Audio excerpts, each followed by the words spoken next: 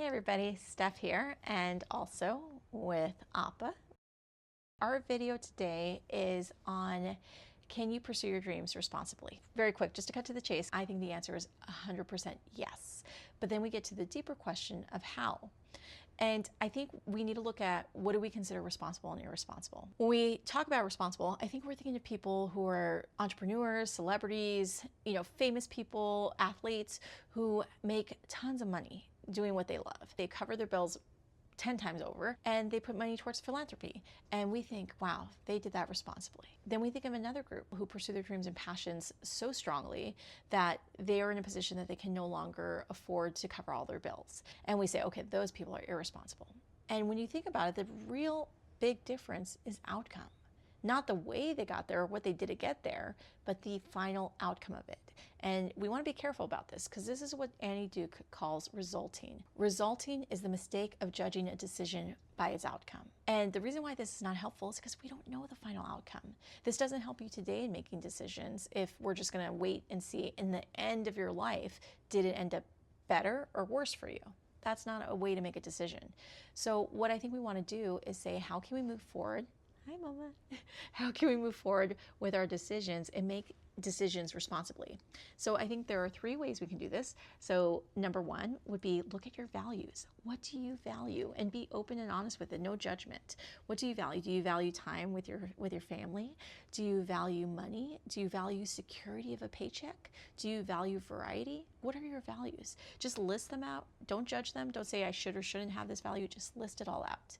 Number 2, and this is the part that a lot of people skip, is set your priorities. Be very clear about your priorities. It's one thing to have different passions and interests and different values, but now this is the nitty-gritty part of really setting what is your top priority, your second, your third, fourth, and fifth. If you don't prioritize, you might make the wrong decision. I'll give you a perfect example. Over the weekend, I took a revisit of my values and my priorities. So for me, my number 1 goal by the end of this year is to really lock in my health, like to have it as locked in as possible. That's my number 1 goal. My number 2 is around my income goal for my coaching, which, as you know, I work full-time as an executive producer in the entertainment industry, and then I also do coaching. So my second goal is around my income number for coaching.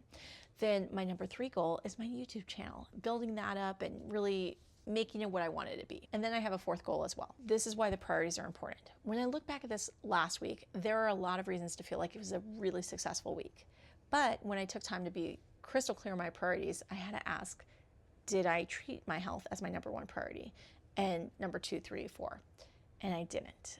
If I'm being totally honest, there were 2 days last week where it was a very busy day. I ended up at the very end of the night editing my YouTube video in order to post it, because I have my challenge to myself to post 125 YouTube videos in 125 days. So in order to keep that going, I had to post it before midnight. So I'd stay up late and I was doing that, and then I'd post it, and then I'd start to get ready for bed and everything like that. And then I'd still wake up the next day to work out. So there were at least 2 days this week where I got 3 hours of sleep. That was not treating my health as a number 1 priority. That was treating YouTube as a number 1 priority. So in that sense, when I look back at last week, I say that was not a good week for me.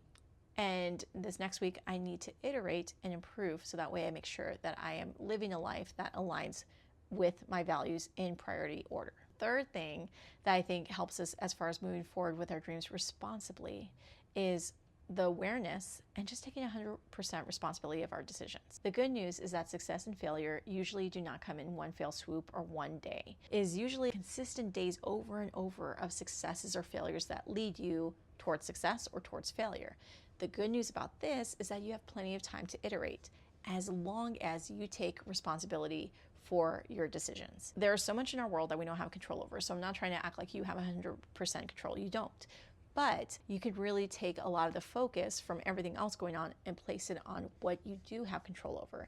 And that is powerful, because that's how you can stop, you can pause and look at your past weeks, figure out what do you need to iterate on, and figure out how you can improve. And that's how you continue to get those successes in life and go where you want to go. And if you're not going in the direction you want, you can catch that sooner and pivot and adjust. All right, so this is my video. Like I said, 125 videos, 125 days. Today is day 23. So let me know in the comments below which of these three you're focused on this week. Either getting clear on your values, getting clear on your priorities, or taking more responsibility over your actions and reactions to life that's going on around us.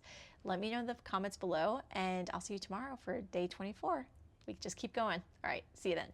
Bye.